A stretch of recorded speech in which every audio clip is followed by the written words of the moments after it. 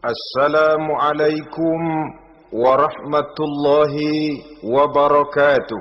Waalaikumsalam warahmatullahi wabarakatuh.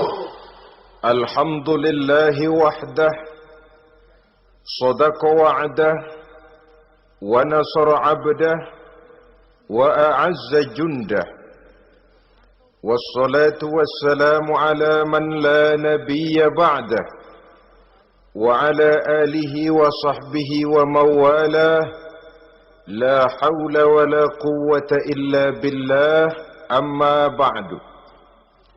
Saudara-saudara kaum muslimin rahimakumullah, seperti kita maklum bahwa Allah subhanahu wa ta'ala menciptakan manusia dan jin untuk melaksanakan ibadah kepadanya. Manusia yang ingkar terhadap perintah ini dinamakan dengan orang-orang kafir. Sedangkan jin yang mengingkari perintah ini dinamakan dengan setan atau syaitan dalam bahasa Qur'annya.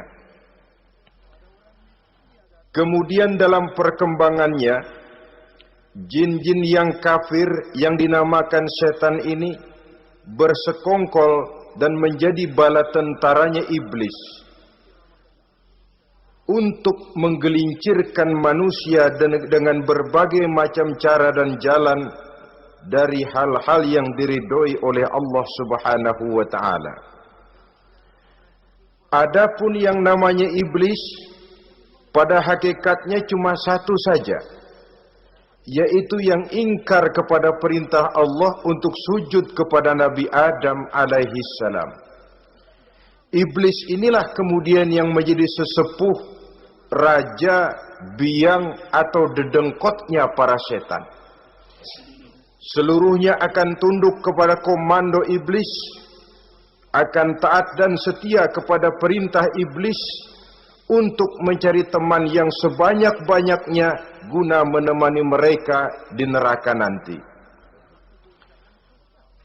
Maka mereka pun melakukan satu proklamasi yang bisa kita baca dalam surah Al-A'raf ayat 16 dan 17, di mana iblis dengan tegas menyatakan, qala fa bima aghwaytani la aq'udanna lahum siratakal mustaqim.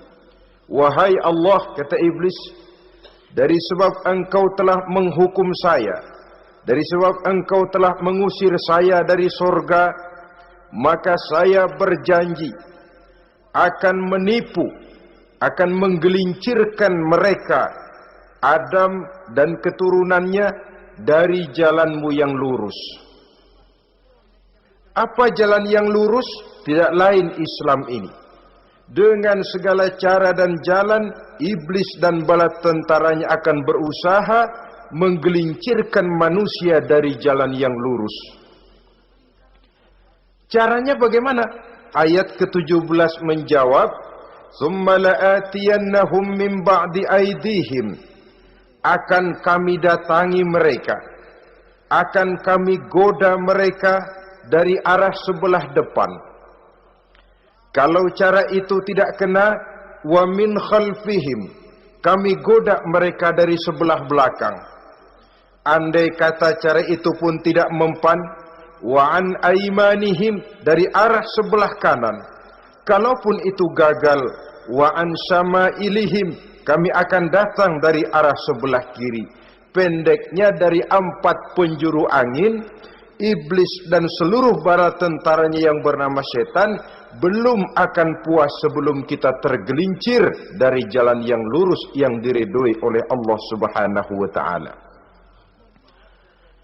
Sebagian ahli tafsir menjelaskan bahwa jika iblis menggoda dari arah depan, yang dimaksud dari depan ini adalah dunia, sehingga manusia menjadikan dunia sebagai tujuan akhir dari seluruh kegiatan hidupnya. Ia pergi pagi, pulang sore, peras keringat, banting tulang, tidak ada yang dikejar kecuali dunia, dan cuma untuk kepentingan dunia. Dunia yang membuat orang berpaling daripada akhirat. dunia yang membuat orang lupa kepada tujuan penciptaannya, maka dunia termasuk perangkap iblis. Apa isi dunia? Biasanya yang lazim itu 3 ta itu. Harta, tahta, wanita. Itu yang bikin orang jadi sibuk sampai lupa kepada tujuan penciptaannya. Untuk apa dia diciptakan oleh Allah? Ini wa'an min baini aidihim. Kami goda mereka dari arah depan dengan menyodorkan dunia dalam bentuk yang hijau ranau, dunia dalam bentuk yang manis sehingga mereka tenggelam di dalamnya lalu melupakan akhirat. Kalau cara itu juga tidak kena, wa min khalfihim, kami datang dari sebelah belakang. Kami lupakan mereka kepada akhirat. Itu mah urusan nanti bagaimana saja. Yang penting yang kita hadapi sekarang apa? Dunia. Akhirat kita belum tahu dan bahkan belum tentu ada. Yang sudah pasti saja kita garap. Melupakan akhirat. Wa an aimanihim, yang dimaksud dari arah sebelah kanan, iblis dan setan selalu menghalang-halangi manusia untuk berbuat kebaikan. Karena kanan adalah lambang kebajikan. Sedangkan an syama'ilihim, kiri adalah lambang kejahatan. Dicegahnya kita berbuat kebajikan dan dibisikannya kita untuk selalu melakukan kejahatan dan kemunkaran. Wala tajidu aktsarahum syakirin, dan akan kamu dapati sedikit sekali di antara manusia yang bersyukur atas nikmat yang telah engkau berikan kepada mereka. Ditanamkan rasa ingkar kepada nikmat. Jika kita tidak kufur iman, dibuatnya kufur nikmat. Mengeluh padahal hidup sudah serba cukup, merasa masih sangat kurang padahal orang lain sudah titik air liurnya melihat keadaan kita. Sedikit sekali di antara mereka yang pandai bersyukur kepada nikmat yang telah engkau berikan itu, ya Allah. Jadi untuk ingkar nikmat, bisikan selalu datang dari iblis. Coba lihat itu, temanmu yang tidak pernah sholat, rezekinya lancar, kamu berhenti saja sholat. Yang tidak pernah ke masjid, pangkatnya naik terus, udah berhenti aja ke masjid. Atau setidak-tidaknya mengeluh dalam hati, Tuhan kayaknya tidak adil, kenapa saya rajin sholat kok rezeki seret bener. Padahal pada dasarnya kalau kita mau berpikir dalam bentuk yang paling mendasar, Allah selalu memberikan yang terbaik untuk kita. Jika begini keadaan kita, inilah yang terbaik buat kita menurut pertimbangan Allah. Jika kita menuntut lebih lagi, mungkin dengan keadaan yang lebih itu kita bisa tergelincir. Dan Allah lebih tahu itu. Sebagai pencipta manusia, Allah lebih tahu tentang kemungkinan-kemungkinan yang bisa didapat dan dicapai oleh manusia. Bahasa ringannya, rezeki lu segini aja deh, lu jadi rajin sholat. Kalau rezeki lu melebihan jadi orang kaya dikit, nanti ngelihat masjid minggir. Allah selalu memberikan yang terbaik kepada kita. Saudara-saudara kaum muslimin, adapun iblis dan setan sudah menyadari betul bahwa iblis dan setan tempatnya di akhirat nanti jelas neraka. Itu mereka sudah sadari betul. Maka yang mereka kepengen sekarang, bagaimana mencari teman sebanyak-banyaknya untuk menemani mereka di neraka nanti. Nah inilah yang menyebabkan mereka berjibaku betul. Bahkan ada satu riwayat itu, ada waktu-waktu tertentu di mana para setan ini laporan kepada iblis. Kalau ada yang laporan gagal, bukan main marahnya si iblis ini selaku komandan. Kata setan, Pak, saya gagal menggoda si fulan karena imannya kuat. Goblok kamu. Dengan apa kamu goda dia? Dengan kedudukan. Dia tidak mau, tidak mau. tempuh dengan jalan lain, barangkali dengan harta. Kalau dengan harta tidak bisa, barangkali dengan wanita. Kalau dengan wanita tidak bisa, tempuh segala macam cara. Dan mereka yang laporannya enak, artinya berhasil menggoda banyak orang-orang beriman, itu kondisinya naik. Bahkan mendapat semacam piagam penghargaan sebagai kadar militan daripada iblis. Nah, mereka berusaha dengan segala macam cara mengumpulkan teman sebanyak-banyaknya. Kalau mereka sendiri sudah tahu pasti, sadar nasib saya di akhirat nanti pasti masuk neraka, diazab dan disiksa oleh Allah. Cuma saya begini ini lantaran ulahnya Nabi Adam dulu. Maka anak-anak cucu Nabi Adam harus menjadi teman-teman saya sebanyak-banyaknya guna menemani saya di dalam neraka. Oleh karena itu, pada kesempatan pertemuan saat ini, kita akan membicarakan siapa sih teman-teman setan itu. Diriwayatkan dari Wahab bin Munabbih bahwa pada satu hari iblis diperintahkan oleh Allah untuk datang kepada baginda Rasulullah sallallahu alaihi wasallam dan menjawab segala pertanyaan yang diajukan oleh baginda Nabi. Datang iblis dalam bentuk orang tua pakai tongkat. Jadi iblis itu bisa malih warna, dia termasuk jenis makhluk halus toh, seperti halnya jin dan malaikat, itu bisa malih warna sesuai dengan yang mereka kehendaki. Ketika datang, baginda Nabi bertanya, "Man anta?" Siapa kamu? Dia jawab, "Ana iblis." Saya iblis. Jujur. "Limadza ji'ta?" Mau apa kamu datang kemari? Kata baginda Nabi. Dijawab oleh iblis, "Innallaha amaroni an atika wa ujibaka an kulli ma sa'altani." Allah memerintahkan saya untuk datang kepadamu dan menjawab segala pertanyaan yang engkau ajukan kepada saya. Nah, atas pernyataan ini baginda Rasul kemudian bertanya dengan dua pertanyaan.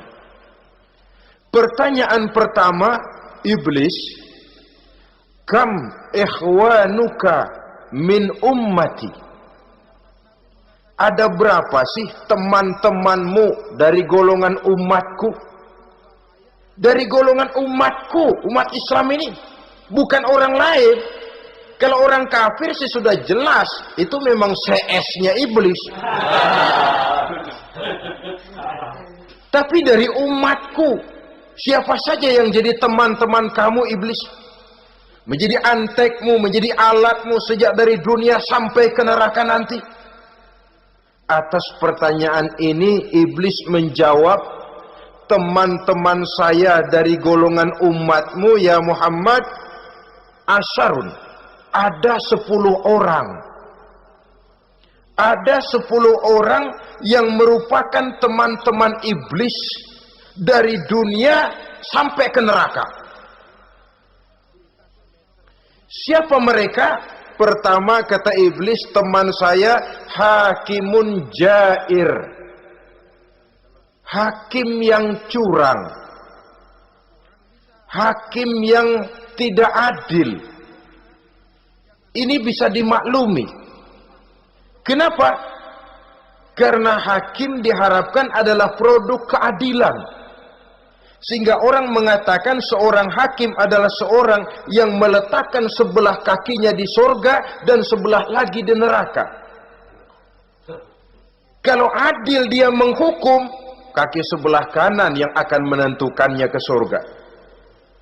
Kalau licik dia menghukum, kaki sebelah kiri yang akan menjerumuskan dia ke dalam neraka.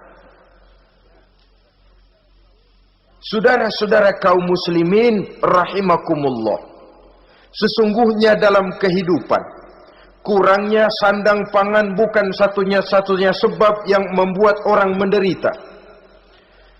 Tidak teraturnya perumahan, kurangnya lapangan kerja bukan satu-satunya yang menyebabkan rakyat menderita. Tapi lukanya rasa keadilan, tidak tegaknya hukum sebagaimana yang diharapkan, itu juga bisa menjadi sumber nestapa, bisa menjadi asal dari segala derita. Oleh karena itu, hakim yang tidak adil, hakim yang curang, yang menghukum tidak berdasarkan hukum, tapi berdasarkan kepentingan, berdasarkan pesan sponsor, hukum bisa dibeli, ada istilah mafia peradilan. Hakim-hakim macam ini yang akan menjadi teman-teman iblis. Dan tiap kali palu akan diketuk, iblis sudah bukan main sibuknya. Kekuasaan di tanganmu, hijau katamu, hijau yang akan berlaku, merah kau ketok, merah yang akan jadi keputusan. Orang lain tidak tahu ini kesempatan untuk jadi kaya, ini kesempatan untuk naik pangkat. Manipulir hukum tidak ada yang tahu karena orang banyak yang awam dengan hukum. Saudara-saudara kaum muslimin, kalau hukum sudah bisa dibeli, atau kalau hukum cuma untuk orang-orang kecil saja, ada kelompok-kelompok yang kebal hukum, maka akan timbullah kiamat di masyarakat, di mana yang kuat makin kuat, yang lemah selalu menjadi mangsa. Oleh karenanya, hakim yang serong, hakim yang durjana merupakan teman-teman setan, merupakan teman-teman iblis dari dunia sampai ke neraka nanti. Ini yang pertama. Oleh karenanya, pada dasarnya setiap kita adalah hakim untuk keluarga. Dalam pergaulan hendaklah adil di dalam memutuskan segala sesuatu. Lebih-lebih hakim yang memang menjadi pengayom masyarakat. Bukankah lambang para hakim digambarkan dalam bentuk neraca yang berimbang, tidak berat ke kiri, tidak juga berat ke kanan, dalam arti objektif memberikan keputusan sesuai dengan hukum, sehingga masyarakat terlindungi. Dan hakim yang adil secara praktis adalah musuh daripada setan.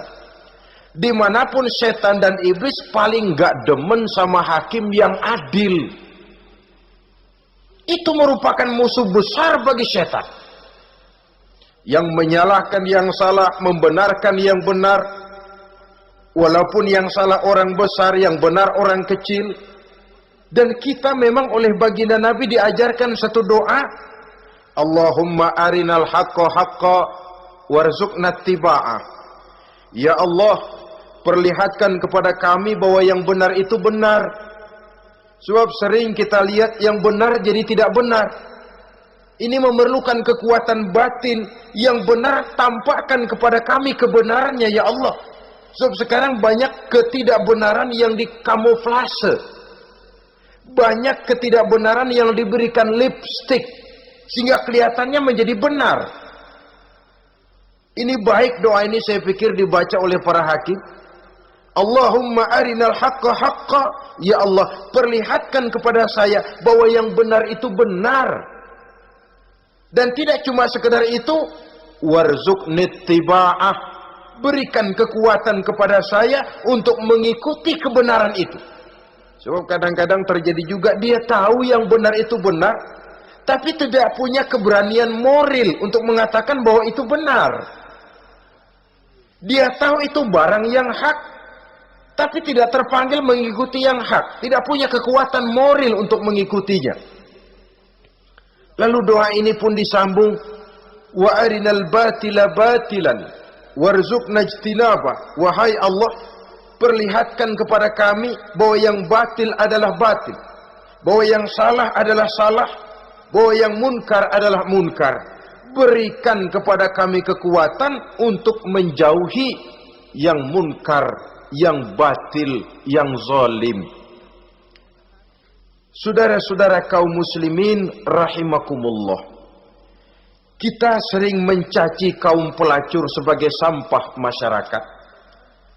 Tapi sadarkah kita bahwa pelacuran di bidang hukum, pelacuran di bidang intelektual, kadang-kadang pelacuran di bidang agama, dalam arti menjual ayat untuk membela yang salah dan menekan yang benar, ini juga tidak kalah bahayanya dengan prostitusi, pelacur-pelacur yang kita anggap sebagai sampah daripada kehidupan masyarakat itu.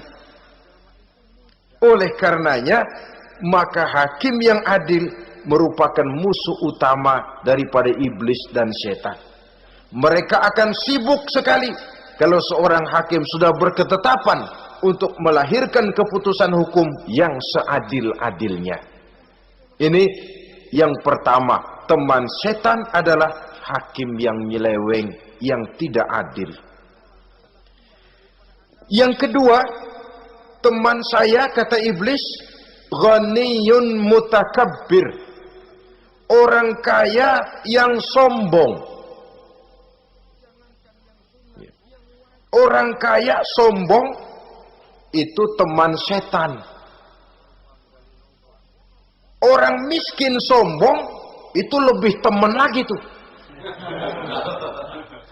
Sebab ini sudah kelewatan. Kalau orang kaya sombong barangkali masih lumayan lah, memang kaya. Tapi kalau sudah miskin sombong, minta ampun.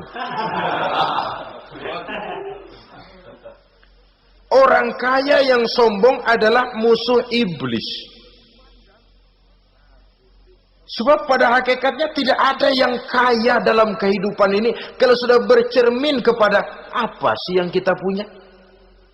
Nabi Sulaiman karena merasa menguasai antara masyrik dan maghrib, satu hari pernah mohon izin kepada Allah. Ya Allah, saya mohon izin kepadamu untuk memberikan makan kepada seluruh makhluk-makhlukmu sekedar satu hari saja.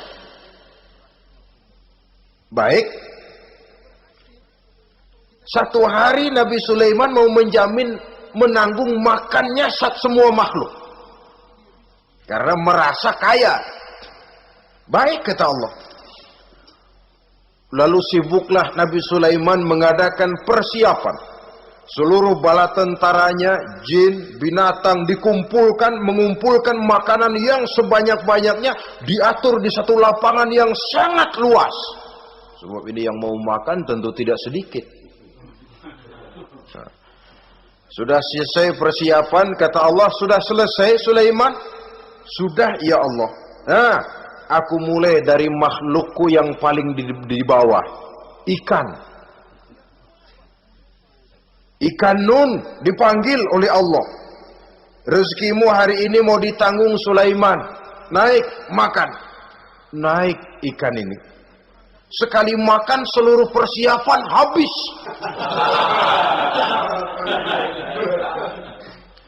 Goleng kepala Nabi Sulaiman, beliau sadar lalu sujud, maha kaya engkau ya Allah. Boro-boro nanggung makanan semua makhluk hidup sehari, ikan satu nggak keurusan. Ini baru sekali makan, bagaimana nambahnya? Jadi apa sih yang kita anggap kaya ini? Maka orang kaya yang sombong pada hakikatnya kacang yang lupa akan kulitnya. Tidak ada yang kita bawa pada saat kita terlahir ke alam ini.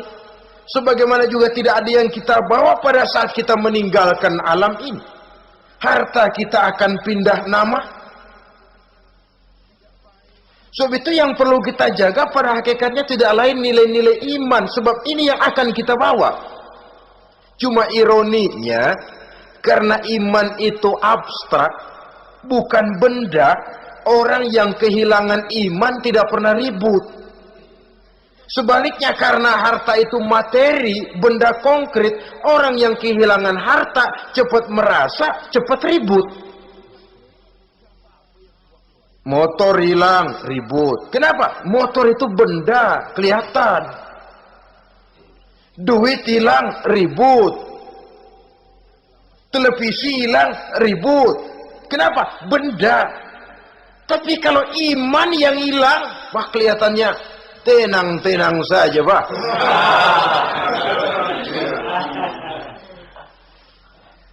Padahal ini usaha iblis, bagaimana orang kehilangan iman, menjadi kafir, masuk grup dia untuk menemani dia di dalam neraka nanti. Dia gelincirkan iman kita, dan kita sering tanpa terasa telah mengalami pergeseran nilai-nilai iman kalau tidak tergusur sama sekali. Cuma saya katakan tadi, oleh karena iman ini bukan benda, orang yang kehilangan iman kurang begitu merasa, padahal ini yang paling berharga. Sebab ini yang akan kita bawa menghadap Allah. Orang itu kalau sudah yakhruju minad dunya bighairi iman, keluar dari dunia, meninggalkan dunia dan seluruh isinya, kembali menghadap Allah dengan tidak membawa iman, tempatnya jelas sudah. Itu yang paling kita khawatir. Pangkat jelas tidak kita bawa, harta benda akan pindah nama jadi milik ahli waris kita. Tiba-tiba iman yang cuma satu itu tempat kita bergantung, hilang juga dari diri kita. Dengan apa kita mau menghadap Allah? Dan kemalangan apa yang lebih besar dari orang-orang yang telah kehilangan iman pada saat dia menghadap Allah Subhanahu wa ta'ala. Karena itu saudara-saudara, terutama yang diberikan amanah berupa harta oleh Allah dalam kehidupan ini, bersyukurlah kalau saudara diberikan kepercayaan oleh Allah untuk menyalurkan rezeki kepada orang lain. Seperti keran yang nyimpen air tapi tidak untuk dirinya, disalurkan kepada yang memerlukannya. Rezeki dia cuma lewat tangan saya. Rezeki dia cuma lewat tangan saya. Berbahagialah orang kalau dipercayai Allah untuk menyalurkan rezeki kepada orang lain. Artinya agen. Yang ditunjuk jadi agen Allah, kok nggak bangga? Kalau sudah kemari cara berpikir, insya Allah rasa bakhil bin pelit alias medit bin koret.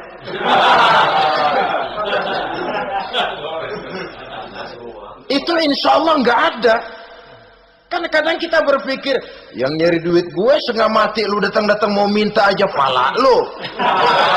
Kan itu toh kadang-kadang cara kita berpikir. Ya boleh jadi lalu terasa berat. Tapi kalau kembali kepada kesadaran, barangkali alhamdulillah rezeki dia cuma lewat tangan saya. Kalau saya nggak ngasih dia, barangkali nggak semudah ini saya dapat rezeki. Allah mudahkan rezeki saya karena saya sering membantu orang-orang yang memang memerlukannya. Andai kata saya nggak membantu mereka, belum tentu rezeki selancar ini. Tidak lalu enak aja, peras keringat gua banting tulang, pergi pagi pulang sore, lu datang-datang nada aja. Berbahagialah orang jikalau sekali lagi dia dijadikan agen oleh Allah untuk menyalurkan rezeki kepada mereka yang memang memerlukannya. Kalau tidak ke arah itu kita berpikir, yang timbul bakhil. Bakhil lalu bermegah-megah dengan hartanya, timbul kesombongan. Senang lihat orang susah, lalu dia sendiri dengan hartanya cuma to show only, pameran. Lewat di kampung, senang kalau orang melotot, lihat mobilnya yang serba mengkilap, sepatunya yang serba mahal. Senang kalau, wah, semua gaya hidupnya serba jet set, wah, wah, wah. Senang betul kalau melihat orang sudah serba bengong melihat keadaan dia. Timbul takaburnya, sombongnya, ngenyek kepada yang lain. Maka orang kaya yang sombong, teman iblis, teman setan. Setan senang betul. Sebaliknya secara praktis, orang kaya yang rendah hati adalah musuh iblis. Saudara-saudara kaum muslimin rahimakumullah. Lain memang. Kalau kita diberikan ilmu di akhirat nanti, pertanyaan cuma satu, ilmumu kau amalkan untuk apa? Kalau kita diberikan umur panjang, pertanyaan akhirat satu saja, umurmu kau habiskan di mana? Tapi kalau sudah harta diberikan kepada kita, pertanyaan akhirat dua, min aina iktasabahu wa fima anfaqahu. Hartamu kau dapat dari mana, kau belanjakan kemana? Depan belakang ditanya. Yang ketiga, teman iblis itu tajirun khain, pedagang yang berkhianat, baik kepada sesama teman pedagangnya karena ingin lebih maju dari yang lain. Terjadi persaingan yang tidak sehat di berbagai bidang bisnis, ataupun kepada para pembelinya dengan mengatakan barang yang baik adalah barang yang tidak baik menjadi baik. Sebab pada dasarnya apabila kaum pengusaha sudah berkhianat, akan timbul kegoncangan ekonomi. Dan kegoncangan ekonomi dampaknya adalah melahirkan kelas-kelas kemiskinan. Kemiskinan merupakan satu perangkap iblis. Biasanya orang kalau udah melarat, udah dekat banget sama kafir. Kalau tidak dilatar belakangi oleh nilai iman yang kuat. Udah melarat, udah dekat benar dah sama kafir. Apalagi iblis ini menggodanya pandai dia. Kepada orang miskin dia datang dengan bujukan materi. Kepada yang cukup hartanya dia datang dengan bisikan lain. Pendeknya iblis dan setan itu ibarat tukang joget, dia ngerti betul irama kendang.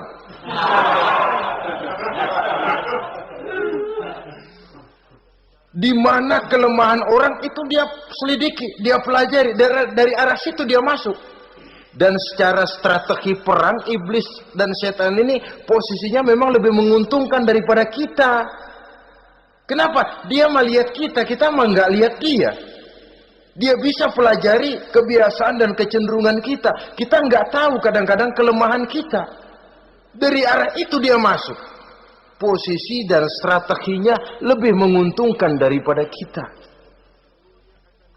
Saudara-saudara kaum muslimin rahimakumullah. Bila ekonomi sudah goncang, terjadi penimbunan barang, terjadi spekulasi harga, timbullah kegoncangan sosial. Dan dikala itu setan dan iblis pesta. Dia merasa perangkapnya berhasil. Persaingan-persaingan yang tidak jujur, yang pada dasarnya akhirnya bukan cuma merusak sistem ekonomi, tapi juga mempengaruhi hasil kerjaan. Dalam tender-tender usaha-usaha besar misalnya, oleh karena mengajar supaya dia yang mendapat proyek, dia tidak segan sogok sini, suap sana, semir sana, usap sini. Tinggal untungnya sedikit dan dia harus dapat untung besar. Akhirnya apa? Proyek yang dikerjakan cuma asal sekedar jadi. Tidak seperti standar yang ditetapkan lagi. Juga tidak merupakan kesalahan yang sepenuhnya harus dibebankan kepada dia. Kesalahan yang merupakan siklus. Mata rantai, sudah lingkaran setan. Itulah sebabnya sering saya ungkapkan, kalau manusia sudah jadi teman setan, lebih buas daripada bajing. Karena bajing cuma makan kelapa, tapi bajingan udah apa saja dimakan. Sudah jadi teman-teman iblis, tidak ngerti halal haram, hak dan batil. Ini kepentingan pribadi apa kepentingan orang banyak, yang penting sikat saja. Jadi yang ketiga ini targetnya memang kekacauan ekonomi. Yang kemelaratan, kemiskinan merupakan tangga untuk sampai kepada kekafiran. Dan iblis tahu betul itu.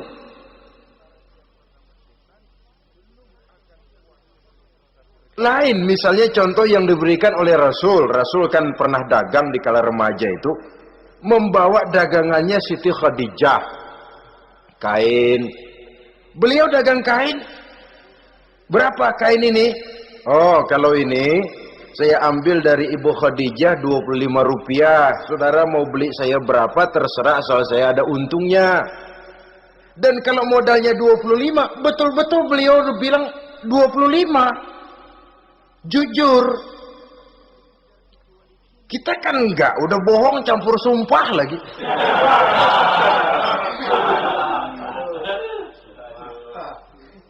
Ini yang ketiga. Yang keempat, teman-teman setan, teman-teman iblis, syaribul khamr. Orang yang minum arak, pemabuk, itu teman setan.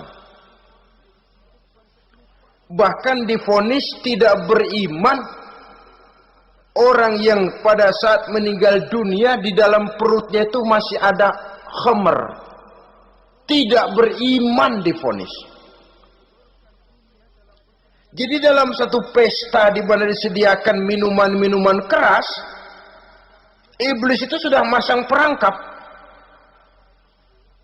Dan bila minuman itu dihampiri orang, dia mulai senang, wajahnya berseri-seri. Kalau minuman dituang ke gelas, dia tepuk tangan. Bila minuman mulai mengalir ke tenggorokan, dia jijimprakan iblis. Girang bukan main.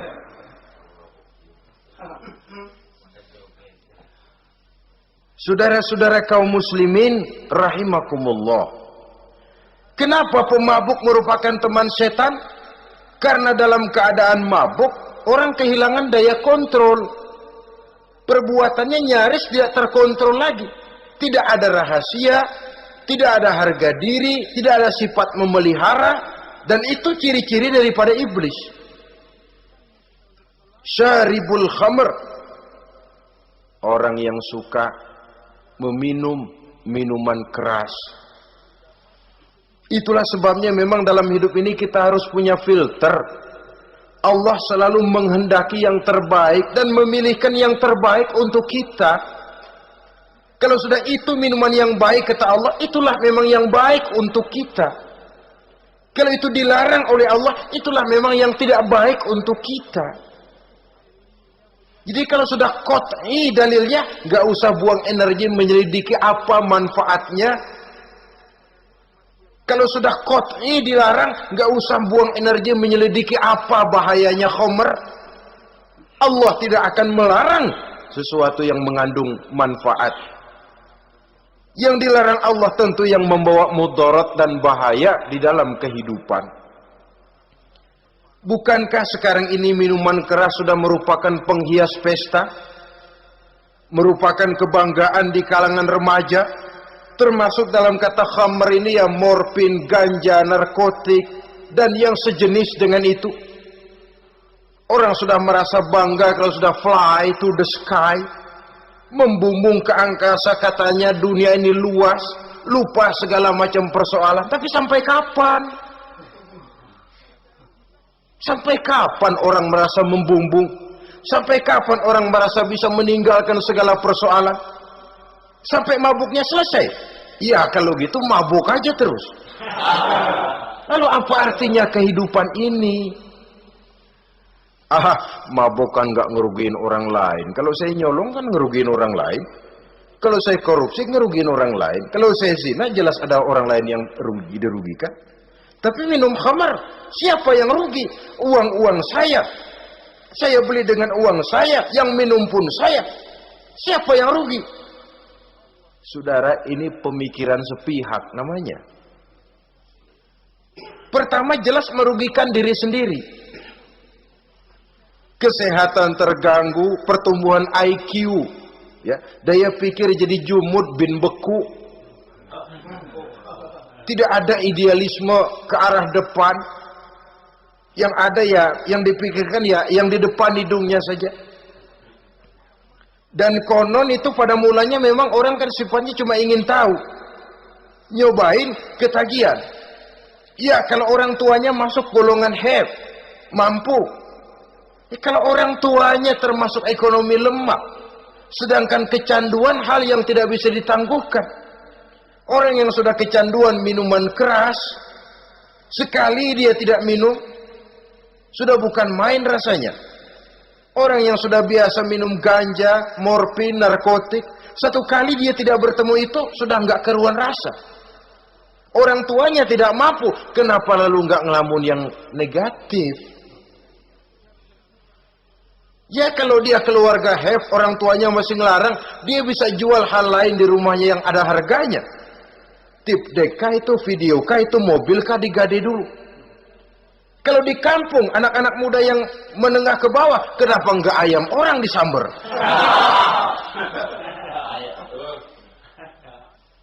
Terjadilah perbuatan negatif yang akhirnya merembet kepada merugikan orang lain.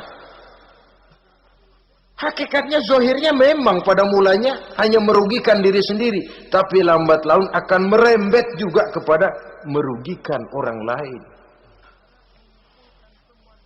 Oleh karena itu pantas kalau dalam perjalanan Mi'raj begitu hendak start dari Masjidil Aqsa menghadap Allah, kepada baginda Nabi disodorkan 2 gelas minuman, segelas susu dan segelas arak. Muhammad, kau ambil salah satu minuman itu, kau minum.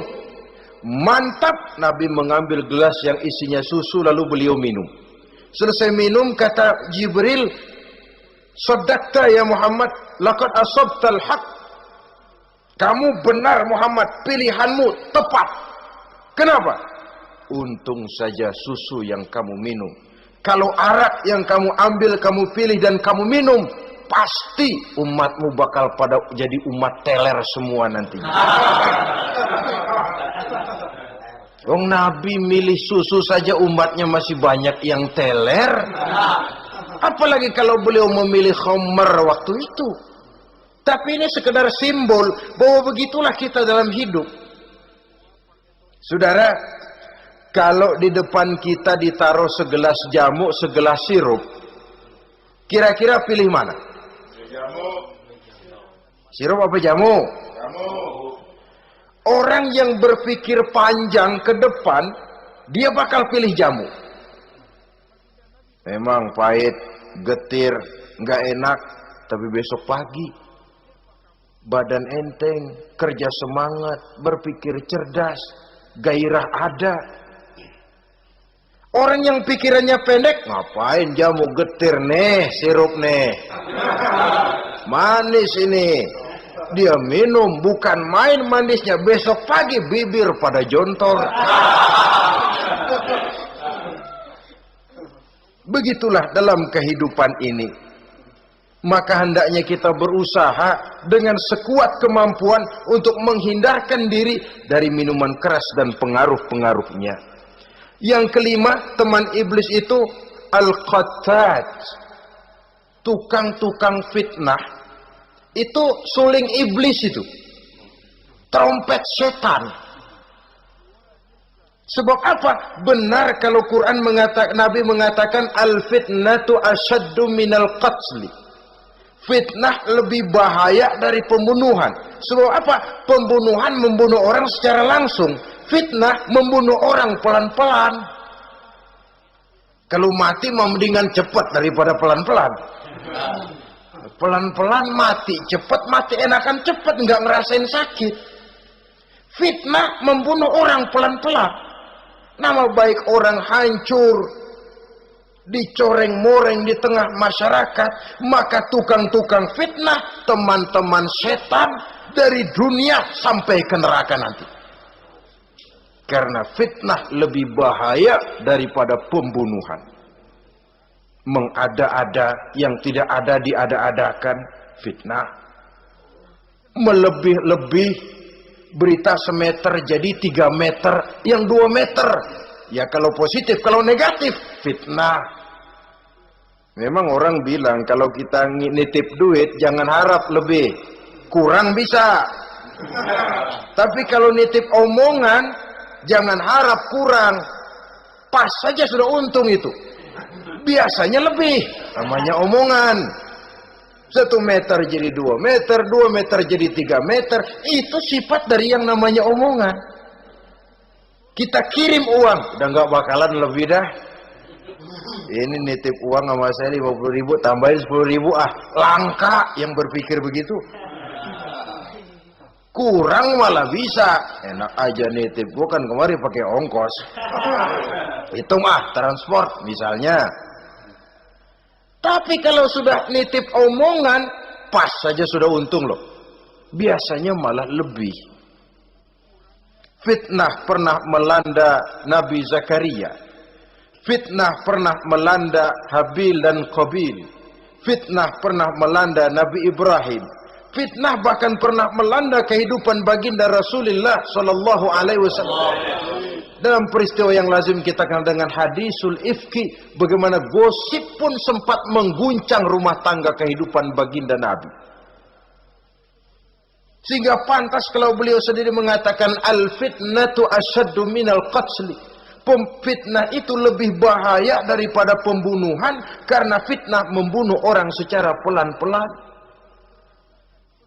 Saudara-saudara kaum muslimin rahimakumullah, lidah tidak bertulang. Shaghirul jirmi azimul jurmi, kecil bentuknya tapi besar akibatnya. Kalau kita luka karena silet 2-3 hari boleh sembuh, tapi luka karena lidah seumur hidup kita ingat. Asal lihat orangnya ingat, nih dia nih yang ngomong kagak enak banget, adik gua tandain dah.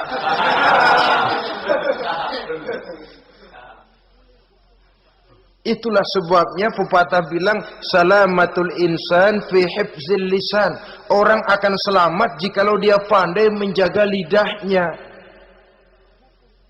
Saudara-saudara kaum muslimin, yang keenam, teman setan sahibur riya. Orang yang riya, beramal cuma to show only, supaya ingin dipuji orang, ingin dilihat orang, riya namanya. Tidak ada ikhlas. Sebab kata Imam Ghazali, an-nasu kulluhum niyamun illal alimun, wal alimuna an-nasu kulluhum mauta illal alimun, wal alimuna niyamun illal amilun, wal amiluna mughtarruna ilal mukhlisun. Manusia itu pada hakikatnya mati kecuali orang alim. Orang alim sekalipun hidup hakikatnya adalah tidur, kecuali orang yang mengamalkan ilmunya. Dan orang yang mengamalkan ilmunya banyak yang tertipu, kecuali orang yang ikhlas. Tepat ini fatwa Imam Ghazali. Manusia hakikatnya tidur kecuali orang yang alim. Orang yang alim walaupun hidup tapi tidur. Hidup tidur, ya nggak bisa berbuat banyak kecuali orang yang mengamalkan ilmunya. Dan orang yang mengamalkan ilmunya banyak yang tertipu kecuali yang ikhlas. Jadi kalau amal itu adalah jasad, ikhlas itu adalah ruh. Amal tanpa ikhlas patung. Patung tidak bisa berkembang, tidak bisa berbuat banyak, namanya patung. Itu amal tanpa ikhlas. Ini termasuk penyakit batin toh, ikhlas, riya, ujub, sum'ah, penyakit kepengen didengar orang, penyakit kepengen dilihat orang. Wah, kalau sembayangnya dilihat orang mantap betul, kayak besok mau mati. Tapi kalau sudah sembahyang nggak dilihat orang, wah kilat khusus, cepat bukan main. Ria. Ini yang menghancurkan amal ini nggak terasa.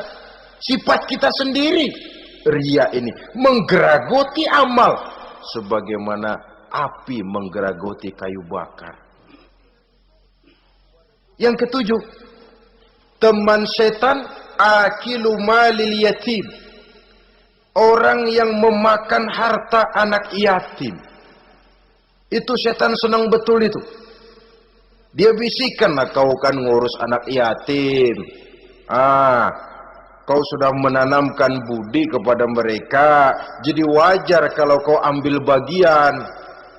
Mula-mula memang dalam batas yang wajar, makin lama malah berebut sama yatimnya. Makin kesonoin, yatimnya malah nggak keduman, panitianya yang kenyang. Akilu malil yatim, orang yang memakan harta anak yatim secara zalim, ini merupakan teman setan. Sebaliknya, orang yang melindungi anak yatim, kata Nabi, seperti dua jari ini dengan aku di akhirat nanti. Dekat derajatnya dengan Rasul. Yang kedelapan, teman setan al-mutahawinu bis shalah. Orang yang nganggap enteng sholat, ngenteng-ngentengin sholat. Nanti aja dah, kalau udah tua-tuaan, sembahyang mah gampang, saban sehari ada. Kalau ini nih tinju jarang-jarang. Al-mutahawin, ngenteng-ngentengin. Pada dasarnya agama itu mudah. Jangan dipersulit, tapi juga jangan dipermudah. Agama itu tidak berat. Jangan diberat-beratin, tapi juga jangan dienteng-entengin. So yang enteng kalau kita entengin, akhirnya menganggap remeh. Mulanya memang sedikit, makin lama makin banyak, makin lama makin banyak, makin bertumpuk. Apalagi kalau sadar kita sholat adalah tiang daripada agama. Bagaimana rumah akan tegak tanpa tiang yang kuat? Bagaimana agama akan tegak dalam diri seseorang kalau sholatnya dia enteng-entengi? Jangankan yang sunnah, yang wajib saja. Kadang-kadang tutup lubang gali lubang. Padahal itu merupakan tiang pokok. Rumah itu untuk kuat harus ada tiang-tiang tambahan. Tiang tambahan ini ya nawafil, ya rawatib, sholat-sholat sunnah itu. Itu untuk menjaga stabilitas temperatur batin kita kepada Allah. Al-mutahawinu bis shalah. Jadi kalau sudah masuk waktu, beduk misalnya berbunyi, azan berkumandang, iblis mulai menyebar bala tentaranya. Pasukan, siap.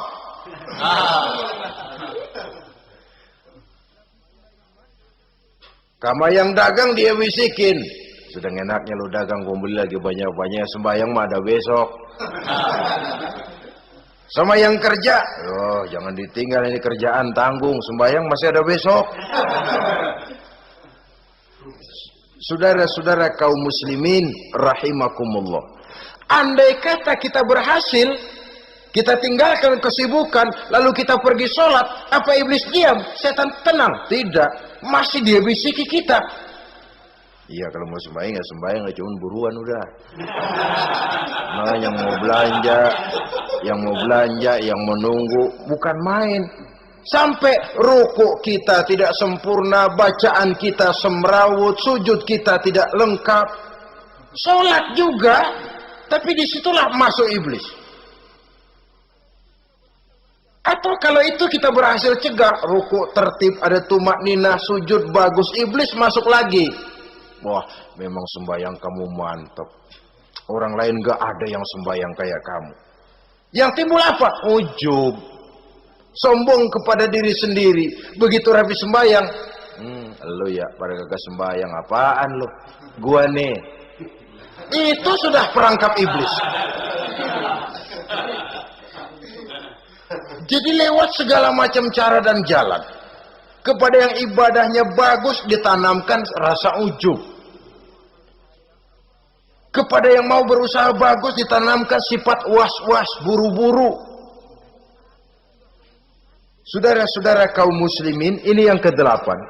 Yang ke-9, mani'uz zakah. Orang yang enggan membayar zakat itu teman setan. Gak ada urusan sama zakat. Sayang-sayang harta dizakatin. Saudara-saudara, padahal zakat itu kata Nabi, zakku amwalakum biz zakat. Bersihkan hartamu dengan zakat. Jadi barangkali bercampur harta itu dengan sedikit yang tidak baik, bercampur dengan yang kotor. Zakat itu membersihkan yang lain.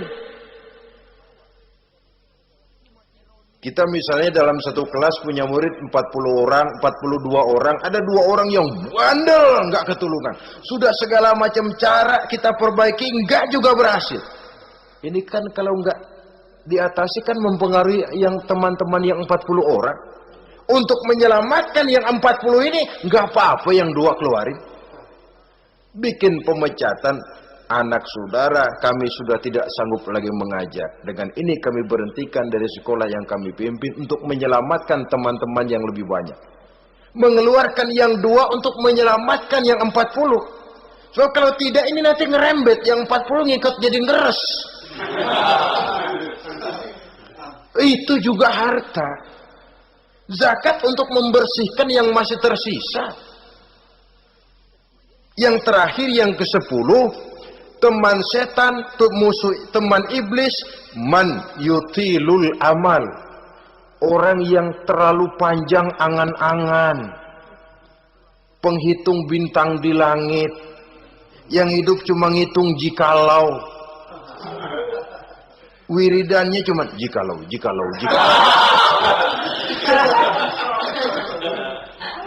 Tidak pernah mau berbuat, cuma angan-angan kelewat panjang. Yang ngelamun kan nggak ada sekolahan, ya siapa juga bisa ngelamun. Orang bukan tidak boleh bercita-cita, bahkan cita-cita yang mendorong kita untuk bergairah dalam kehidupan. Tapi kalau cita-cita tanpa langkah konkret, yang penting kan punya kemauan, lebihnya tawakal, nggak cukup. Pernah datang ke masjid seorang sahabat. Begitu sampai dia turun dari onta langsung menghadap baginda Nabi. Nabi tanya, ontamu udah diikat belum? Belum ya Rasul. Kenapa? Saya tawakal kepada Allah. Tuh orang diomelin sama Nabi. Ikat dulu, habis gitu baru tawakal. Betul toh. Ikat dulu tuh onta, lebihnya baru tawakal. Kalau udah diikat masih lari juga, itu tawakal. Lah belum diikat udah tawakal. Orang yang terlalu panjang angan-angan, yang akhirnya kalau tidak merusak cara berpikirnya, akan mendorong dia kepada perbuatan yang negatif untuk mewujudkan angan-angannya itu. Macam misalnya ya, pakaian kepengen bagus, harta mau banyak, usaha ogah, kerja capek sedikit tidak mau, kepengen seperti orang-orang, lalu ngelamun. Kalau tidak jadi gila, ya merusak perbuatannya. Kan berapa banyak orang yang kepengen kaya gagal lalu jadi sableng. Kertas koran ditumpukin, dikantongin, dia kira gepokan duit. Hawanya duit udah banyak aja. Tulul aman, terlalu panjang angan-angan. Nah, saudara-saudara, kalau kita sudah tahu itulah teman-teman setan, teman-teman iblis, mari kita berusaha jangan termasuk salah satu di antara 10 orang yang menjadi teman-teman iblis ini. Lalu cara untuk mengatasinya bagaimana? Imam Al-Ghazali rahimahullah memberikan tuntunan. Pertama, untuk mengatasi perangkap setan, jangan sampai kita termasuk salah satu teman setan, zikrullah. Banyak ingat kepada Allah. Sebab Nabi bersabda, inna zikrallahi ta'ala fi janbi syaitan kal akillati fi janbi ibni Adam. Sesungguhnya zikrullah, zikir kepada Allah itu dapat menyakiti setan sebagaimana penyakit menyakiti lambung anak Adam. Jadi setan itu akan kurus kalau kita hantam pakai zikrullah. Setan tidak berdaya, lemah kalau kita hantam pakai zikrullah. Ingat Allah, selalu merasakan kehadiran Allah dekat dalam hidup. Itu senjata pertama. Dengan zikrullah, setan kurus. Kalau udah kurus, ya lemas, nggak berdaya ngadepin kita. Tapi kalau nafsu yang kita ikutin, kita umpanin tuh setan. Lah gemuk, begitu gemuk, makin berleluasa dia ngutak-ngatik kita. Yang kedua, jangan mendekati tempat maksiat. Sebab man hama haulal hima yusiku ayyaqa fi. Orang yang main di pinggir kali ditakutin kecebur di kali. Jangan mendekati tempat yang cenderung membawa kita ke tempat maksiat. Saudara-saudara, yang ketiga, mengosongkan perut. Dalam arti rajin puasa, puasa sunnah. Kata Nabi, inna syaitan yajri min ibni adam majrad dam fadayyiku majariyahu bil ju'. Setan mengalir dalam diri manusia seperti mengalirnya darah. Maka persempit jalan setan dengan apa? Bil ju', dengan memperbanyak lapar. Bukan memperturutkan syahwat.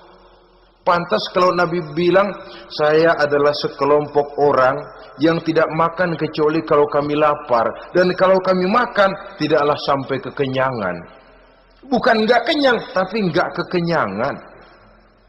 Yang terakhir kata Imam Ghazali, hendaknya kita selalu ingat bahwa tujuan iblis dan setan adalah menjerumuskan manusia, menyengsarakan manusia, supaya kita menjadi teman mereka di neraka nanti. Kalau ingat itu, insya Allah kita bisa mengerem diri. Nah, inilah saja yang dapat kita sampaikan pada pertemuan kali ini. Mudah-mudahan ada manfaatnya. Terima kasih dan mohon maaf. Usikum wa nafsi bitaqwallah. Wassalamualaikum warahmatullahi wabarakatuh. Waalaikumsalam warahmatullahi wabarakatuh.